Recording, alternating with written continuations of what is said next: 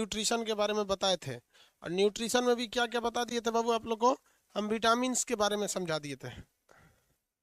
आवाज जा रही है ना?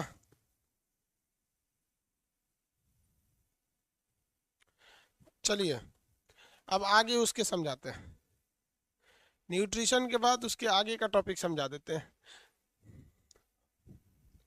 न्यूट्रिशन में हम आपको विटामिन बता दिए थे। विटामिन का नामकरण फंक ने किया था। ये कार्बनिक होता है, ये शरीर की रक्षा करता है।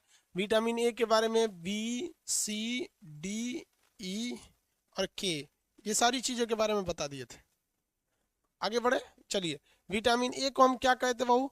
प्रतिरक्षी विटामिन कहते हैं। ये पीले फलों में पाया जाता है। गोल्डन राइस एक ऐसा चावल है जिसमें विटामिन ए पाया जाता है। ये आंखों के लिए अच्छा होता है, इसे रेटिनॉल कहते हैं। विटामिन बी को थायमीन कहते हैं। इसके कमी से हमें बेरी बेरी रोग हो जाता है।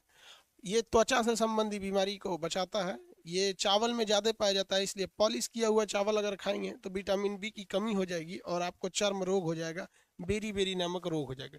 विटामिन सी, इसके स्कारबिक एसिड कहा जाता है, इसके कमी से स्कर्वी नामक रोग हो जाता है। ये मांसाहारी भोजन, मछली, अंडा, इस दूध, इस सब में विटामिन सी नहीं पाया जाता है। विटामिन सी खट्टे फलों में पाया जाएगा। आंवला, नींबू, ये सब विटामिन सी के बहुत बड़े स्रोत होते हैं। सब विटामिन सी को आप स्टोर नहीं कर सकते हैं। शराब पीने से नष्ट हो जाता है, पेशाब करने से नष्ट हो जाता है, सब्जी छील देने पे नष्ट हो जाता है, उबाल देने पे नष्ट हो जाता है, लेकिन ये घाव भरता है। यहाँ तक समझा दिए थे। विटामिन डी, ये सूरज की रोशनी से मिल जाता है। कैल्शियम की मात्रा ज़्यादा होती है, कैल्सीफेरॉल इसे कहा जाता है। ये सनशाइन विटामिन कहते हैं, सबसे तेजी से बनता है। ये हार्मोन का भी काम करता है, सूरज की रोशनी से बना लेते हैं हम लोग इसे। आगे बढ़ जाए, आगे बढ़ जाए ना।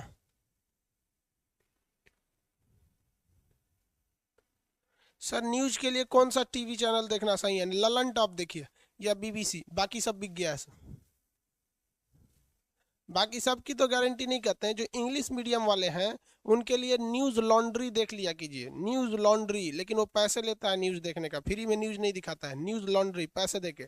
बाकी को देखेंगे तो एक्साइटेड दिखाएंगे सब आपको कुछ ना कुछ। तो आप ललन टॉप देखिए, फ्री में आपको दिखा देता है वहाँ पे। और बीबीसी देख लीजिए, बहुत अच्छा होता है। बाकी तो फालतू ससुरा। चलिए आगे देखते हैं लोग। अगला देखिए, ए बी सी डी हो गया आपका। डी हो गया। ई को क्या कहते हैं हम लोग? देखिए, इसे कैल्सीफेरॉल कहते हैं और इसे क्या कहते हैं? टेकोफेरॉल। ये शरीर में अपने से निर्माण हो जाता है। ये जनन क्षमता में मदद करता है, अंकुरित चीजों में ज्यादा पाया जाता है। विटामिन के, ये क्या होता है भैया? विटामिन के खून को थक्का बनने में मदद करता है। फिलोक्विनोन, विटामिन के हो गया। फिलोक्विनोन विटामिन के हो जाता है। अब विटामिन बी के बारे में बता रहे थे। विटामिन बी एक कॉम्प्लेक्स विटामिन है। विटामिन बी क्या है? एक कॉम्प्लेक्स, यानी इसकी कई चीजें पाई जाती हैं, इसलिए इसे विटामिन बी कॉम्प्लेक्स भी कहते हैं। इसके कई रूप होते हैं सब, जैसे विटामिन बी 1 हो गया, विटामिन बी 2 हो गया, विटामिन बी 3 हो गया। लेकिन 4 नहीं पाया जाता है और ना ही विटामिन 8 पाया जाता है। ना 4 पाया जाएगा ना 8 पाया जाएगा, सीधे विटामिन बी 4 नहीं पाया जाएगा तो 5, उसके बाद vitamin B 6, vitamin B 7, vitamin 8 नहीं पाया जाएगा। विटामिन 8 नहीं पाया जाता है। 4 और 8 नहीं पाया जाएगा। उसके बाद 11, 12, उसके बाद कौन सा मिलेगा? 11 और 12। देखिए एक्चुअली इसमें आपको ज़्यादा याद रखना है इसके साइंटिफिक नेम, इसके जो बायोलॉजिकल नेम है वहीं से ज़्यादा क्वेश्चन आते हैं। हालांकि पढ़ने के लिए तो सब चीज़ पढ़ना है, लेकिन ज़्यादा क्वेश्चन इसके बायोलॉजिकल नेम से आते हैं, इसलिए बायोलॉजिकल नेम याद रखिएगा। ये रेटिना के लिए अच्छा है, रेटिनॉल। इसे विटामिन बी को थायमीन कहते हैं, और विटामिन बी 1 को भी हम लोग थायमीन ही कहते हैं। बी 1 को भी क्या कहेंगे? Thiamine, thiamine. देखिए ये क्वेश्चन जो है ये ज़्यादातर आपको यही पूछता है कि इसका केमिकल नेम क्या है। हालांकि आप बीमारी वगैरह पूछेगा तो इधर से पूछ देगा, बेरी बेरी किससे होता है, इस वाले से नहीं पूछता है। दूसरा इसको कहते हैं राइबोफ्लोविन, राइबोफ्लोमीन, राइबोफ्लोविन। ये डीएनए के निर्माण में मदद करता है। ये किसके निर्माण में मदद कर देता है? डीएनए के निर्माण में। और विटामिन बी 1 की कमी से क्या हो जाता है भैया? बेरी बेरी नामक रोग हो जाता है। विटामिन बी 1 की कमी से बेरी बेरी नामक रोग हो जाता है। आगे आप देखते हैं ना इसमें, ये विटामिन बी 3, इसे नियासिन या निकोटिनामाइड कहते हैं। इसे नियासिन भी याद रख सकते हैं, निकोटिनामाइड भी कह सकते हैं। तो छोटा वाला ही लिख देते हैं नियासिन, नियासिन, नियासिन। ये निकोटिनामाइड भी इसे कहा जाता है, तो याद तो रहेगा, लगभग लगभग मिलता जुलता नाम रहेगा, तो अब तो बता ही देते हैं। विटामिन B3 को नियासिन या निकोटिनामाइड। अगर ये शरीर में कम होगा ना तो जवानी में ही बाल पकने लगता है। शरीर थोड़ा सा बाल जवानी में ही क्या होने लगता है, पकने लगता है, जिस वजह से थोड़ा सा त्वचा खराब लगने लगता है। बाल अगर पकने लगेगा तो किसी को भी खराब लगेगा। ये मूंगफली, गन्ना इत्यादि की चीज़ों में ज़्यादा पाया जाता है। आगे बढ़ जाते हैं हम लोग। इसके बाद आता है विटामिन B5। देखिए 5 को पेंटो कहते हैं। 5 को क्या कहते हैं, 5 को पेंटो कहते हैं। तो इस आराम से नाम हो जाएगा आपको पेंटो वाला चीज। तो ये पेंटोथाइमिन, पेंटोथेनिक एसिड। 5 से क्या होता है पेंटो, इसे केमिकल नहीं याद रखते हैं केमिस्ट्री में। 5 को पेंटो, तो पेंटोथेनिक एसिड, तो इसे पेंटोथेनिक एसिड, ये याद रखना एकदम सिंपल है। 5 है तो pantothenic acid, pantothenic, pantothenic acid. ये भाई साहब ये त्वचा में दाग दे देता है, सफेद सफेद जो दाग होता है ना त्वचा में, तो सफेद दाग इसके कारण हो जाता है पेंटोथेनिक एसिड की वजह से। पेंटोथेनिक एसिड, इस सबको पाने के लिए एक विटामिन खा लीजिए, एगो गोली आती है विटामिन B कॉम्प्लेक्स की, उसमें ये सारा चीज रहेगा। पेंटोथेनिक एसिड, ये कौन सा हो जाएगा भैया, विटामिन B5 का। तो 5 याद रखना तो सिंपल है। सर कम उम्र के बाल पकने का कोई उपाय बताइए प्लीज। इसका बहुत कम में उपाय है भैया। इसके लिए विटामिन B3 की मात्रा बढ़नी चाहिए। होम्योपैथ में दवाई है इसकी, अब वहाँ मिलेंगे आप लोग को, बाल पकने की समस्या दूर होगा। टेंशन नहीं लीजिएगा, बाल ऐसे झड़ना कम हो जाएगा। लड़कों में टेंशन ज़्यादा होता है, आगे जब सीजोफ्रेनिया बताएंगे ना तब उसमें थोड़ा सा आप लोग को समझ में आएगा ना, हम लोग को भी ऐसा समस्या से जूझ रहे हैं लोग। आगे दे,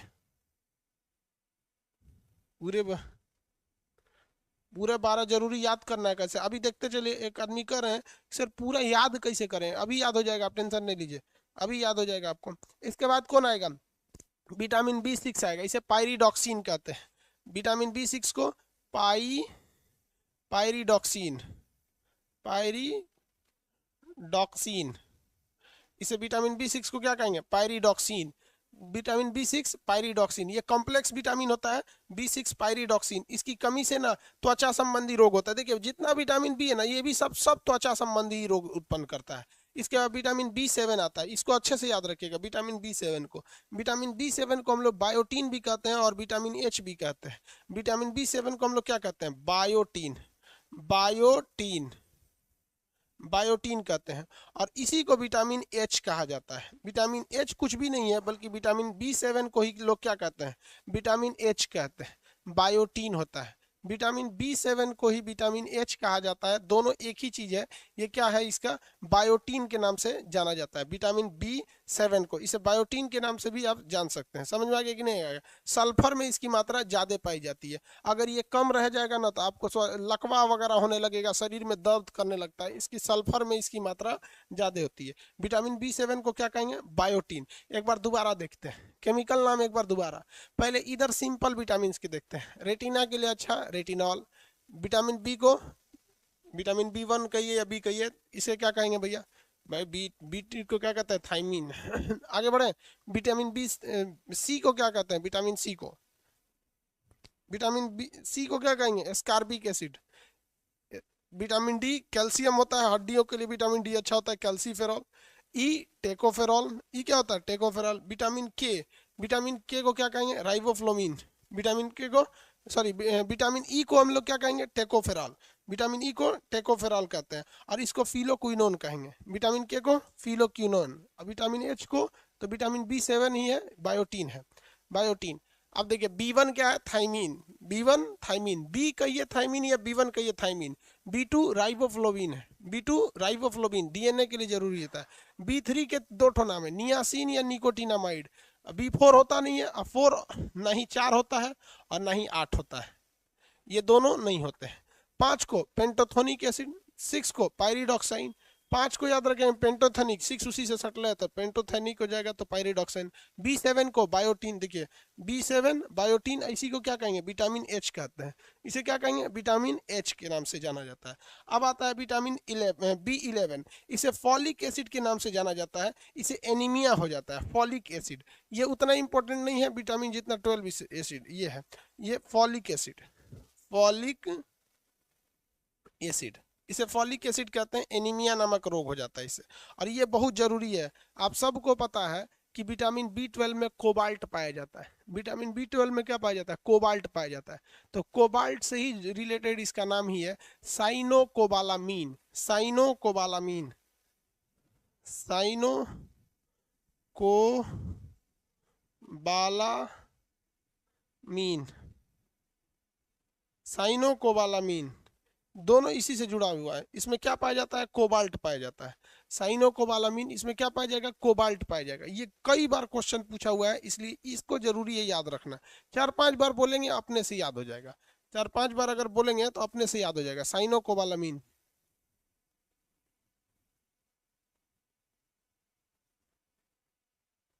आगे बढ़े, किसी को कोई दिक्कत?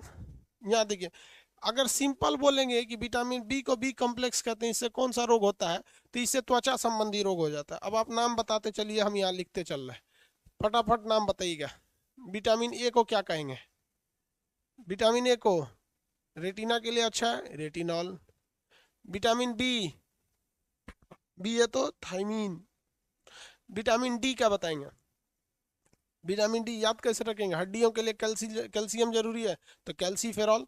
आईसी से सट ले, ई है टेकोफेरॉल, टेकोफेरॉल।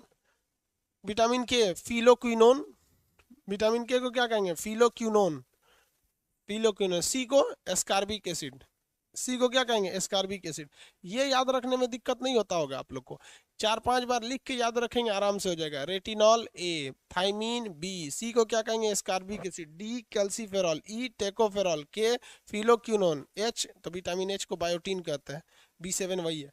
अब विटामिन बी का कॉम्प्लेक्स वाला जो रूप होता है, चलिए फटाफट बताएंगे। B1 थायमीन, केमिकल नेम याद रखिएगा, यही पूछता है। B1 thymine. चलिए तो बताइए, तो B2, B2 सिंपल है यार, इतना देर में आंसर आ जाना चाहिए। B2 का राइबोफ्लोविन। B3 दो ठो नाम होता है, निकोटिनामाइड या नियासिन। निकोटिनामाइड या नियासिन, तंबाकू वगैरह में निकोटीन होते हैं सर। 4 तो होता नहीं है, एक ही बार 5 होगा, तो 5 को पेंटोथेनिक एसिड, पेंटोथेनिक एसिड। 6 को पायरिडॉक्सिन, 7 को बायोटीन, इसी को विटामिन एच भी कहते हैं। 8 होगा नहीं, न 9 होगा, न 10 होगा, विटामिन 11 होगा, फॉलिक एसिड। 12 कौन? 12 क्या हो जाएगा? साइनोकोबालामीन। 12 क्या हो जाएगा? साइनोकोबालामीन। 12 साइनोकोबालामीन। किस विटामिन में कोबाल्ट पाया जाता है? तो साइनोकोबालामीन। इससे एक बीमारी हमेशा याद रखिएगा, पर्सीनियस एनीमिया, चरक टाइप का पूरा शरीर हो जाता है। पर्सीनियस एनीमिया B12 से हो जाता है, एनीमिया नहीं, पर्सीनियस एनीमिया B12 से हो जाता है। इसको आप लोग एक चिरकुट पे लिखिए, तुरंत फटाफट लिखिए। अपने पास एक चिरकुट रखे होंगे, वहाँ खटाखट खटाखट उसका नाम लिख दीजिए। थोड़ा बहुत भी लिख देंगे, जैसे मान लीजिए इसका थाइमीन है, तो बस ऐसे भी लिख देंगे थाइमीन सही है। B3 का क्या चीज़ है? तो भैया इसका पेंटोथेनिक एसिड है, या मैं सॉरी, थाइमीन इसका थोड़ी होता है। B1 का थाइमीन होता है, बस ऐसे थाई लिख देंगे। राइबोफ्लोविन, राइबो लिख दीजिएगा। इसका नियासिन होता है, या फिर निकोटिनामाइड हो गया। पेंटोथेनिक एसिड हो गया, पेंटो। इसका पायरिडॉक्सिन, इसका बायोटीन हो गया, इसका फॉलिक एसिड हो गया। हल्का हल्का इसे लिख के रिवाइज, साइनोकोबालामीन हो गया। हल्का हल्का लिख के रिवाइज मारते रहिए, 21 गुना तेज याद होगा आपको लिख के याद करेंगे तो। वरना ये हमेशा पूछता है, और लड़का सोचता है ना कि फिर इसको अच्छी से याद करेंगे। अपने से बहुत लोग सोच रहे होंगे इसको अच्छा से याद करेंगे, अच्छा से के चक्कर में कभी अच्छा वाला टाइम नहीं आता है। समझ में आ गया कि नहीं आ गया? किसी को कोई दिक्कत नहीं? आगे बढ़े। ये है भैया विटामिन, विटामिन हो गया। विटामिन एच को क्या कहेंगे? विटामिन एच जो है वो विटामिन 7 है, और विटामिन 7 को हम लोग कहते हैं बायोटीन।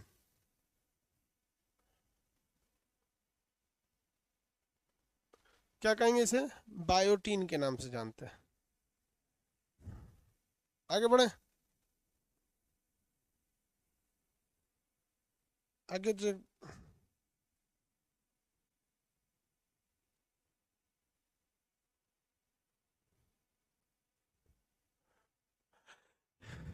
इसके बाद देखते हैं हम लोग खनिज। खनिज को क्या कहते हैं? न्यूट्रिशन, खनिज। इसके बाद क्या आएगा भैया? खनिज।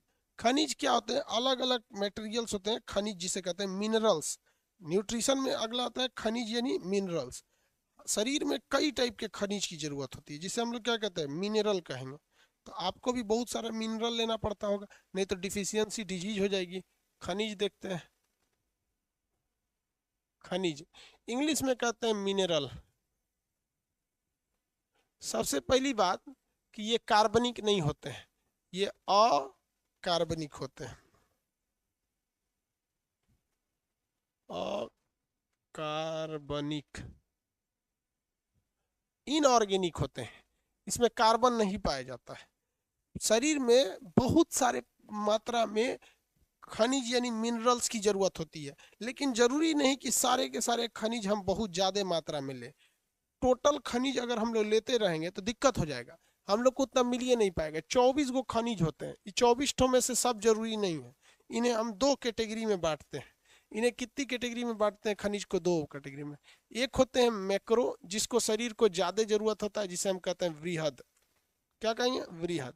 ये शरीर में बहुत ज्यादा मात्रा में इनकी जरूरत होती है, इसलिए इन्हें हम लोग क्या कहा जाता है? मैक्रो कहते हैं। इन्हें क्या कहेंगे? मैक्रो कहते हैं। मैक्रो, माइक्रो नहीं, मैक्रो। मैक्रो का मतलब होता है वृहद। वृहद मतलब होता है बड़ा। इनमें शरीर की इसकी जरूरत शरीर को ज्यादा होती है। जैसे कैल्शियम, फास्फोरस, ये सब चीजें जो होते हैं सब इनकी शरीर में जरूरत ज्यादा है। आपको भी पता है कि हमारे शरीर की पूरी हड्डियां ही कैल्शियम की बनी हुई है। अब हड्डी कहाँ हड्डी नहीं है, पूरा 206 हड्डियां हैं, तो हड्डी कैल्शियम की बनी होती है। तो कैल्शियम चाहिए ही चाहिए, फास्फोरस भी चाहिए, पोटेशियम भी चाहिए, सोडियम भी चाहिए। ये सब चीज़ें क्या है? मेन जरूरी है। ये देखिए, अब कैल्शियम की बात करेंगे तो हड्डियों के लिए कैल्शियम और फास्फोरस तो दोनों चाहिए होता है। हड्डियों के लिए कैल्शियम और फास्फोरस दोनों चाहिए। ऐसा थोड़ी है कि एक को छोड़ देंगे दूसरा आगे बढ़ सकते हैं। हड्डियों के लिए दोनों चाहिए होता है। सल्फर वगैरह प्रोटीन के निर्माण में मदद कर देते हैं। सोडियम जो होते हैं सब ये सोडियम वगैरह खून के थक्का वक्का बनने के लिए काम आते हैं सब, सोडियम वगैरह। ये मैक्रो माइक्रो हो गए सब। देखिए, ये हो गया सोडियम। सोडियम जो होता है, ये आपको बताए हैं कि ब्रेन में हमको क्या करता है? मैसेज भेजता है। और अगर ब्लड कहीं क्लॉट हो गया है तो उसकी जांच करने के लिए भी, ब्लड की क्लॉटिंग की जांच के लिए सोडियम, और ब्रेन में मैसेज भेजने के लिए सोडियम।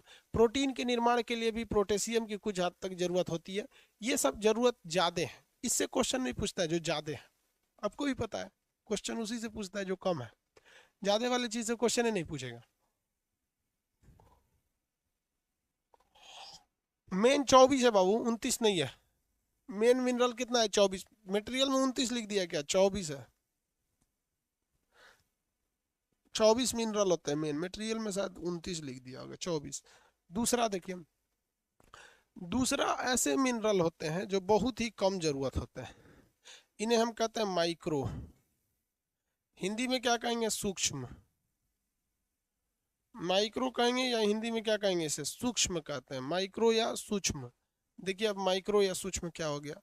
ये माइक्रो या सूक्ष्म जो यौगिक होते हैं सर, इनकी जरूरत बहुत कम होती है, लेकिन ये ससुरे बड़ी खतरनाक होते हैं सर। इनको शरीर में अगर कम कीजिएगा तो दिक्कतें हो जाएगा। जैसे आयोडीन। आयोडीन शरीर में बहुत ही कम चाहिए। नमक में आयोडीन होता है, कितना नमक खाते हैं? 1 किलो थोड़े खाते हैं। आयोडीन छोड़ देंगे तो क्या हो जाएगा? घेंगा नामक रोग हो जाएगा। क्या हो जाएगा? घेंगा। तो आयोडीन भी हमारे शरीर में ज़्यादा ज़रूरत नहीं होती है, लेकिन अगर कम कर दीजिएगा तो क्या हो जाएगा? घेंगा नामक रोग हो जाएगा। तो आयोडीन हमेशा याद रखिएगा, पूछेगा। दूसरा होता है आयरन। आयरन की कमी भी हमारे शरीर में नहीं होना चाहिए भाई। अगर आयरन की कमी हो गई तो हमें कौन सा बीमारी हो जाएगा बताइए? आयरन की कमी से हमारे शरीर में कौन सा बीमारी हो जाएगा? आयरन की कमी से एनीमिया हो जाएगा और हम थकने लगेंगे। एनीमिया, आयरन जब कम होगा तो हीमोग्लोबिन कम होगा, हीमोग्लोबिन कम होगा तो आरबीसी कम होगा, और आरबीसी कम होगा तो ब्लड कम होगा, एनीमिया हो जाएगा, धप धप गिरने लगेंगे। तो ये हो गया एनीमिया। जिंक जो है हमारे शरीर में कम जरूरत है, लेकिन अगर जिंक नहीं रहेगा तो ससुरा इंसुलिन नहीं बनेगा, आपको क्या हो जाएगा? शुगर नामक रोग हो जाएगा। तो ये दो हमेशा याद रखिएगा, आयरन और आयोडीन। आयरन और आयोडीन याद रहेगा, एनीमिया नामक रोग हो जाता है।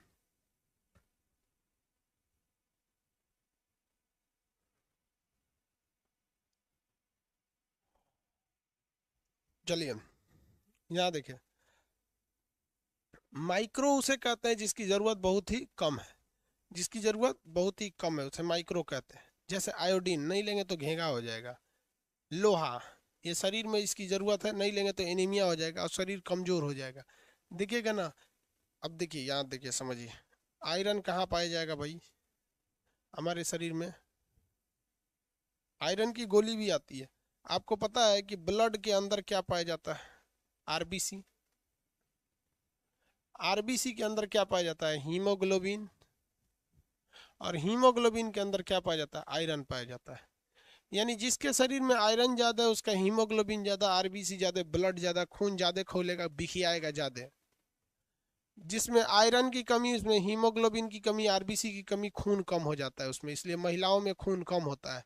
महिलाओं में खून कम होने से महिलाओं में आरबीसी कम होता है और हीमोग्लोबिन कम होता है, जिस वजह से आयरन कम होता है और महिलाओं का शरीर कठोर नहीं होता है।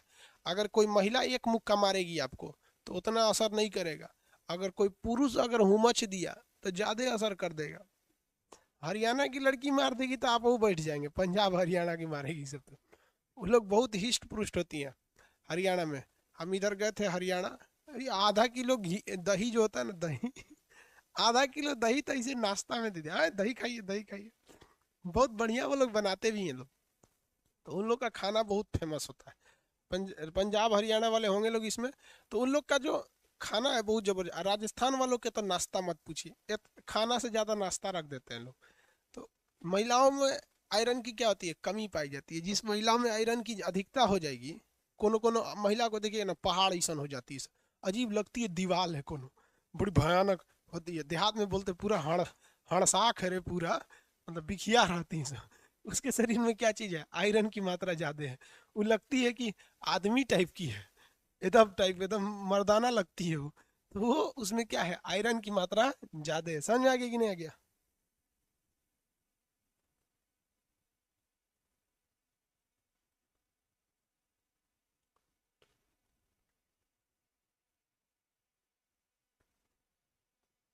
आगे बढ़े।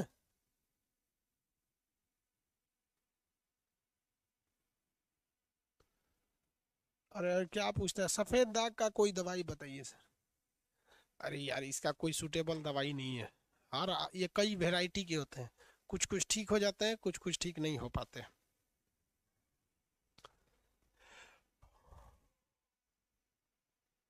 चलिए देखिए, ये हो गया माइक्रो, ये हो गया मैक्रो। अब इसके बाद पानी वगैरह तो बता ही दिए। एक और चीज हम आपको बताए थे, रसेज बताए थे आपको। देखिए तो बाबू, हम आपको 7 को चीज बताए थे, देखते हैं याद है कि नहीं आपको। Carbohydrate, fat, protein. प्रोटीन के ही कई रूप थे सब आपको, एंजाइम वगैरह,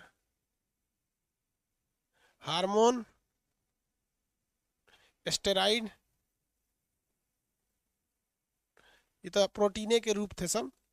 इसके बाद क्या बताए थे? प्रोटीन के बाद आपको विटामिन बताए। विटामिन बताए थे। विटामिन के बाद जल पहले बता दिए थे। प्रोटीन के बाद जल बताए थे, वाटर बताए थे।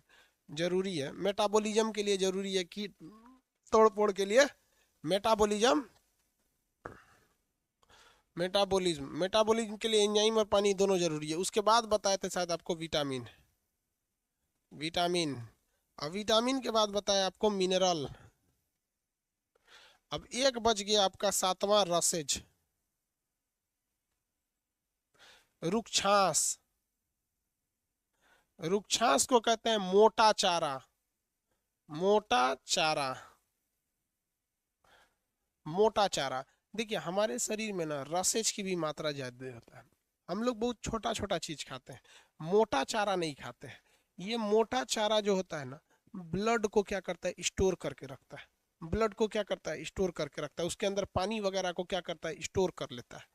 अब देखिए, मोटा चारा क्या होता है? जैसे मोटा चारा में मतलब ये मत समझिएगा बाजरा ज्वार गेहूं, जैसे जो जालीदार चीजें होते हैं सब, मतलब साग वगैरह देख रहे हैं, साग।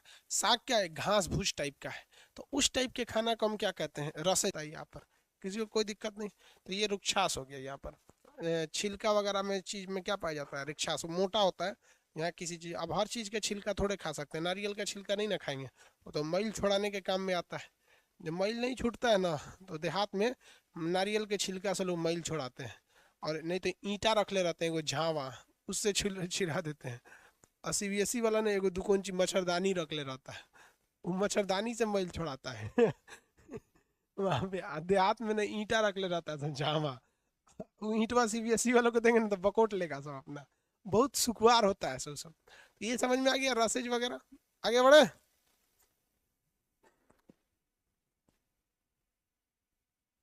हाँ, रसेज फाइबर होता है क्या, वेरी गुड।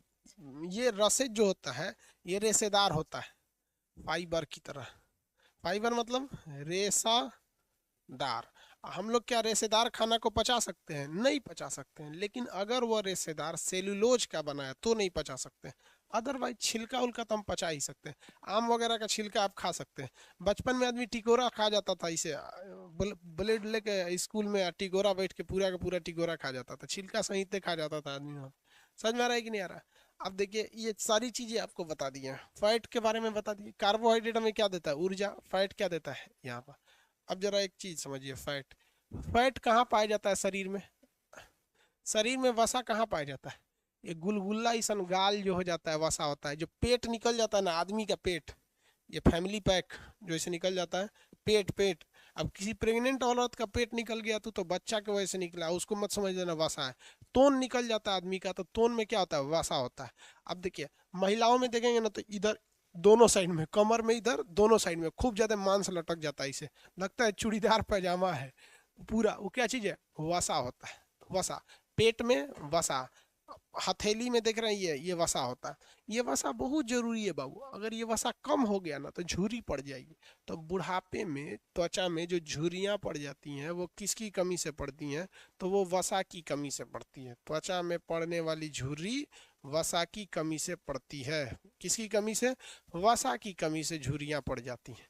ऊंट का जो कुबड़ होता है ना, या बैल का जो हम्प होता है, कुबड़, बैल, ऊंट बैल का देखे नहीं, नहीं कुबड़। तो लोग कहते हैं कुबड़ में पानी रखा है। नहीं भैया, कुबड़ में वसा होता है। चाहे वो बैल का कुबड़ हो चाहे वो ऊंट का कुबड़ हो, वो वसा रखे रहता है, पानी नहीं रखता है। देहात में हम लोग छोटे थे तो लोग कहते थे ऊंट के कुबड़ में पानी होता है। रेगिस्तान में किसी को प्यास लगता है तो ऊंट को मार के उसके कुबड़ में से पानी निकाल देते। नहीं, वो पानी ऊंट के नहीं, हम लोग का पनिया पेट में रखे तो ब्लड में मिल जाता है। ऊंट एक बार में ससुरा 75 लीटर पानी पी लेता है। 75 लीटर आराम से पी लिए। जितना हम लोग का वजन है ना उतना पानी पी लेते हैं। अब ब्लड में मिला लेते हैं। ऊँट आराम से चलते रहता है, आधा आधा घंटा पानी पीते हैं सब ऊँट सब। तो ऊँट के कुबड़ में क्या होता है? फैट होता है, वसा होता है। मोटे लोगों में क्या होता है? वसा। क्या महात्मा गांधी में वसा था? नहीं, महात्मा गांधी में वसा की कमी थी। और अमित शाह जी में, अमित शाह में वसा की कमी है क्या? नहीं, उनमें दबा के एकदम वसा, एकदम जबरदस्त वसा है उनमें। आगे बढ़ जाते हैं।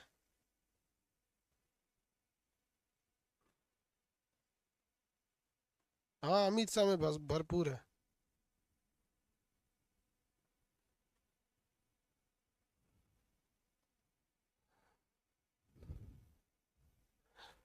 ये हो गया आपका वसा वाला चैप्टर। अब अगला चैप्टर आएगा आपका न्यूट्रिशन। अगला आएगा डिजीज, बीमारी। बीमारी यानी डिजीज। देखिए भाऊ, बीमारी कई टाइप के होते हैं सब। एक होती है खानदानी बीमारी। कौन सी बीमारी? खानदानी बीमारी, जो एक खानदान से दूसरे खानदान में जा रहा है। तो उसे हम लोग कहते हैं जेनेटिक। उसे क्या कहते हैं? जेनेटिक, खानदानी, जेनेटिक, खानदानी बीमारी।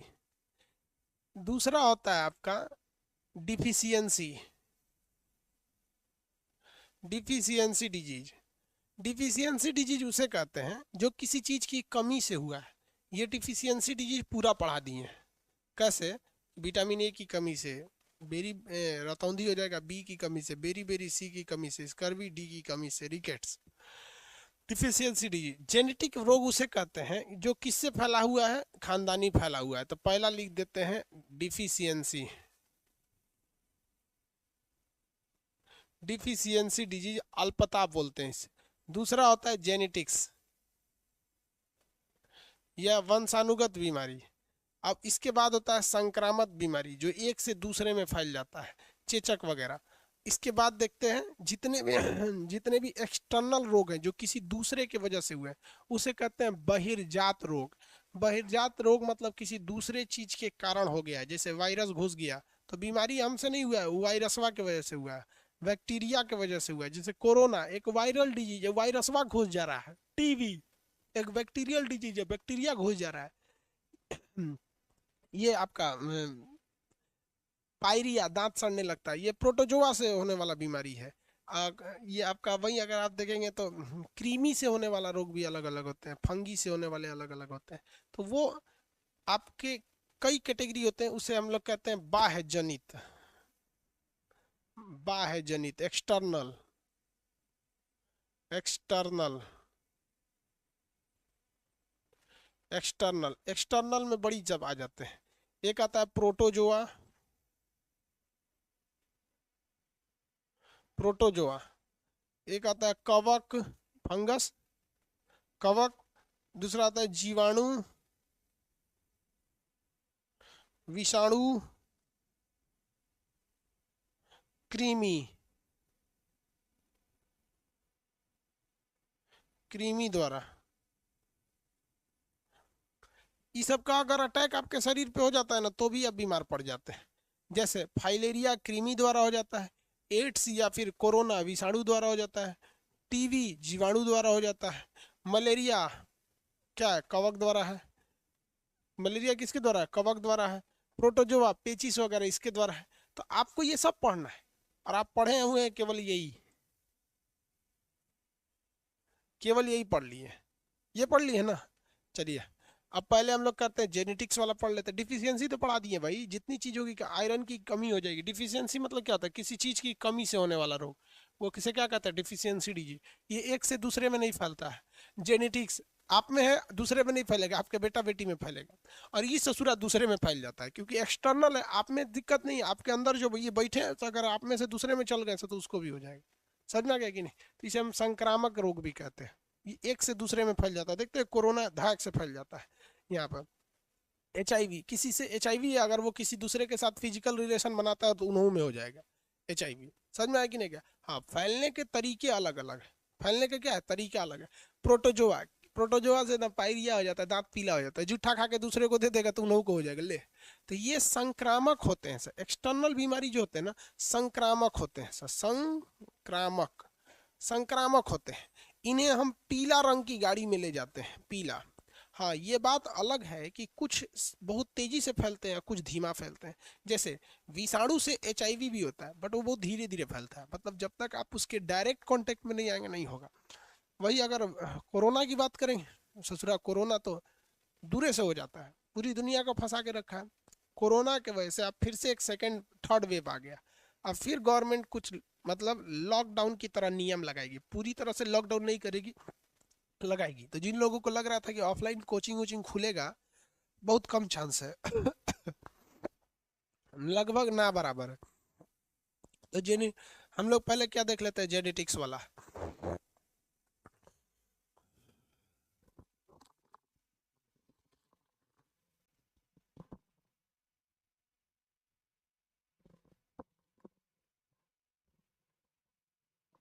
आगे देखते हैं हेयर फॉल के बारे में सब गुरुजी बता देंगे तो डॉक्टर लोग क्या करेंगे लोग। बाबू अब आप बताइए ना, आप कहेंगे गुरुजी ऑपरेशन कर दीजिए, भाई डॉक्टर तो क्या करेगा सर। इसमें कई बीमारी होती हैं सर। एक होता है कलर ब्लाइंडनेस, कलर ब्लाइंडनेस जिसे हम लोग कहते हैं रक्त वर्णांधता, रक्त वर्णांधता कलर ब्लाइंडनेस। ये आंख चैप्टर में पढ़ा दिए हैं और फिजिक्स में इसको पढ़ाएंगे। इसमें लाल और हरा रंग नहीं दिखता है, लाल हरा दिखेगा, हरा लाल दिखेगा। इसे हम लोग रक्त वर्णांधता कहते हैं, रक्त वर्णांधता, रक्त वर्णांधता कहते हैं। इसमें लाल और पीला रंग नहीं दिखता है। ये खानदानी बीमारी जिसको होगा उसमें चला जाएगा। हीमोफोलिया,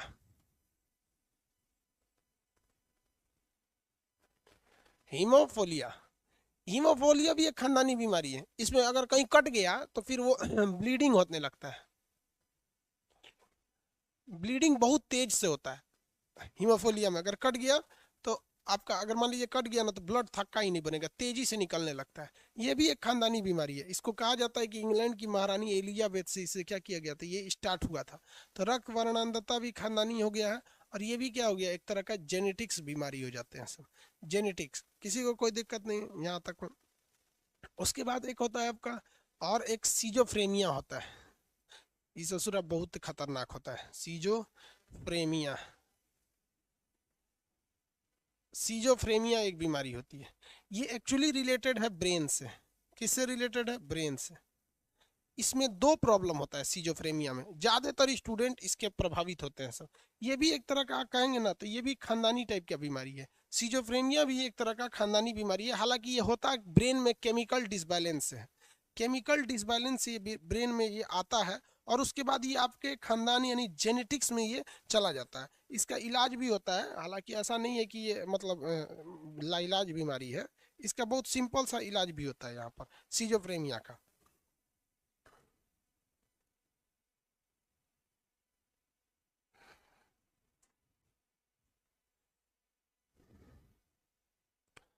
सीजोफ्रेनिया,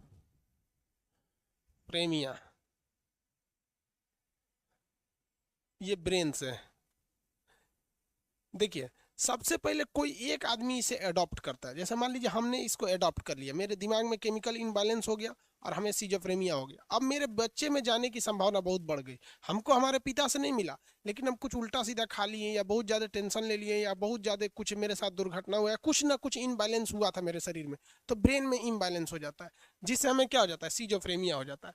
आज हिंदुस्तान में 10% लोग इससे प्रभावित हैं, और उन्हें पता ही नहीं चलता कि प्रभावित है। ये किससे रिलेटेड ब्रेन बीमारी है, ब्रेन में है। ये क्या होता है, केमिकल इनबैलेंस,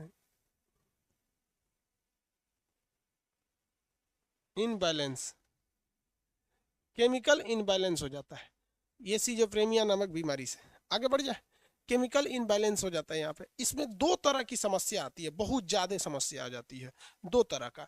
इसमें एक होता है डेलूशन, और एक होता है हेलुसिनेशन। डेलूशन बहुत लोगों में होता है, हेलुसिनेशन बहुत कम लोगों में होता है। देखिए, पहला होता है हेलुसिनेशन, हेलुसिनेशन होता है, और इसके बाद होता है डेल्यूशन, और एक होता है निगेटिव इम्पैक्ट। ये तीन समस्याएं इसमें बहुत भयानक होती है, चाहे वो हेलुसिनेशन हो या निगेटिव एवोल्यूशन हो। डेलुसिनेशन में डबल एल होता है, निगेटिव एवोल्यूशन, निगेटिव। ये क्या होता है हेलुसिनेशन? हेलुसिनेशन एक ऐसी भी, कौन सी कमेंट करता है सब इतना?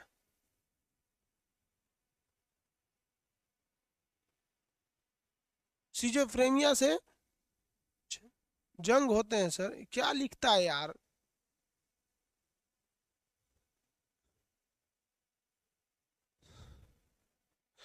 पता नहीं क्या लिख देता है सर। हेलुसिनेशन में क्या होता है कि आपको कोई आवाज सुनाई देने लगती है, या कुछ दिखाई देने लगता है, बट वो रियल में नहीं रहता है। आपका ब्रेन एज्यूम कर लेता है, जैसे आप अकेले में बैठे हैं, अचानक आवाज सुनाई देने लगेगा, तो आदमी डर जाता है, अरे सोच रहा है क्या हुआ है। अरे भाई, उसका ब्रेन जो है, आपको पता है कि ब्रेन का कार्पोरा और पेंडिकल देखने और सुनने का काम करता है, उसमें केमिकल इनबैलेंस हो गया, आपके शरीर में कुछ कुछ चीज की मात्रा घट बढ़ गई है वहां से, तो उसको क्या हो जाता है, हेलुसिनेशन हो जाता है। हेलुसिनेशन, और सोच रहा है, उसको कुछ रहेगा भी नहीं, फिर भी उसको क्या होगा, कुछ सुनाई और दिखाई देने लगता है वहां पर। तो ये उसको सबसे बड़ी समस्या है। कुछ किसी में केवल सुनाई देगा, किसी में दिखाई देगा, अरे कोई औरत चल रही थी, कोई कोई परछाई चल रहा था, यही सब होता है। तो लोग उसको मौलवी के पास चले जाते हैं, या किसी सोखा ओझा के पास चले जाते हैं। अरे भैया, उसको ब्रेन के डॉक्टर को दिखाइए, हेलुसिनेशन हो गया, उसको दवा देगा, आराम से सही हो जाएगा, नहीं तो कभी इलाज नहीं होने वाला है। महिला सबको अक्सर होता है कि हमको दिखाई दे रहा था, अरे सर्जरी कहेंगी, नौटंकी का तो बीमारी है तो रहा यहाँ पे। समझ में आ रहा है कि नहीं आगा? तो ये हेलुसिनेशन में एक ये हो जाता है। ए लोल साहब, ये क्या? अलख प्रसाद सर, बुक के रिलीज का डेट बता दीजिए भाई। डेट हमरा पता रहता तो हम ना बता देते। अपने को होशियार समझता है सब, सबसे ज्यादा। एक के कमेंट में 40 बार करेगा सब। इसीलिए ना मन करता है ना कि सिलेबस कंप्लीट करो, छोड़ के चल जाओ। क्योंकि गधा को क्या बोला जाता है, किसको घी नहीं पचता है। कमेंट कर रहा है सब, बाप माई पैसा दे दिया है, पढ़ रहा है यहाँ पर। यहाँ कोई मतलब नहीं है सबको कि क्या पढ़ना है, क्वेश्चन क्या पूछना है, क्या नहीं है। बेवकूफ सर।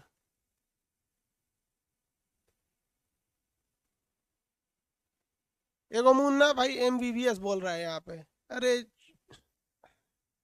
एक से एक होता है सब, समझे में नहीं आता ये सब क्या करेगा सब जिंदगी में ये सब। मैंने इसको लग रहा है कि एक यही लड़का है जो मुन्ना भाई एमबीबीएस देखा है। इसकी औकात इतनी ही है, इतना ही इसके पास नॉलेज है कि ये ज्यादा कुछ बोल ही नहीं पाएगा। मतलब बायोलॉजी चल रहा है ना तो मुन्ना भाई एमबीबीएस बोलेगा। अरे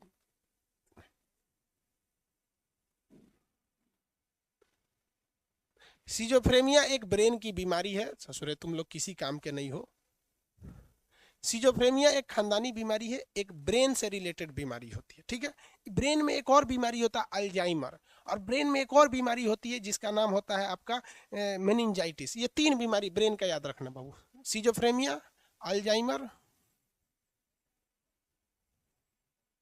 सिजोफ्रेनिया के बाद क्या आ जाता है, अल्जाइमर, और अल्जाइमर के बाद क्या हो जाता है आपका एक मेनिंजाइटिस।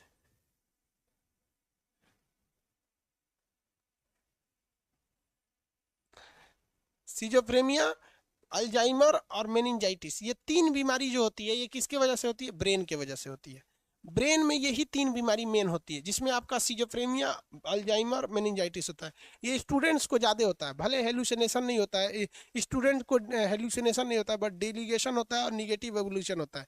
स्टूडेंट जाएगा पढ़ने के लिए, सोचेगा 8 घंटा पढ़ना चाहिए, 2 घंटा कॉपी पलटेगा, हैन तेन वही हो जाएगा। कई टाइप का होता है, लेकिन तू लोग किसी काम का नहीं है कहीं का।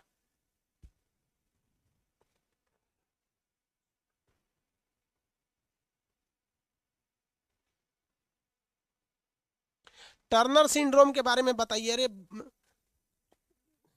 टर्नर सिंड्रोम के बारे में बताएं। मतलब घोंचू है साला, इसको पता नहीं है कि टर्नर सिंड्रोम पढ़ना कहाँ है। कोशिका में पढ़ा दिए आपको सिंड्रोम के बारे में।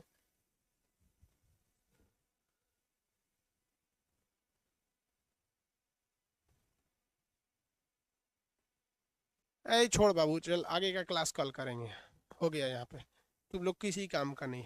आज हमको समझ में आता है ना कि इंडिया के टीचर लोग एक क्यों अपना सिलेबस खत्म करके चले जाते हैं। बिकॉज यार स्टूडेंट्स पढ़ने वाले है ही नहीं है। उनको डेलीशन बता रहे थे, डेलूशन स्टूडेंट्स के लिए इतना जरूरी है कि आज गर्लफ्रेंड बॉयफ्रेंड में डेली झगड़ा होता है। किसके वजह से, सिजोफ्रेनिया की वजह से। हस्बैंड वाइफ में डेली झगड़ा होगा, माँ बाप में डेली झगड़ा होगा। लड़का आज कामयाब, आज आप देखिए हिंदुस्तान की लिटरेसी रेट 100% लड़का पढ़ रहा है, लेकिन 20% ही उसमें कामयाब हो रहा है, 80% फेल हो रहा है सिजोफ्रेनिया की वजह से। लेकिन हरामियों को इसमें कमेंटे भागा जाता है। माँ बाप ने भी संस्कार सिखा के नहीं भेजा कि भाई वहाँ पे क्वेश्चन पूछने के लिए चैट दिया गया है। आने वाले वक्त में धीरे धीरे ना सचुरा ये सबको मतलब फी एकदम इंक्रीज करना ही जरूरी है। रीजन क्या है कि छोटे से फीस में जो नहीं भी पढ़ने वाले हैं ना वो भी एफोर्ड कर लेते हैं। और आज हमको समझ में आता है कि कहीं ना कहीं जो बड़े बड़े लूट रहे हैं सब ना कोचिंग वाले, अच्छा कर रहे हैं, क्योंकि ऐसे घोंचू तो नहीं आते होंगे यहाँ पर। आदमी जाता है देखने की क्या कमेंट कर रहा है, देख रहे हैं नौटंकी।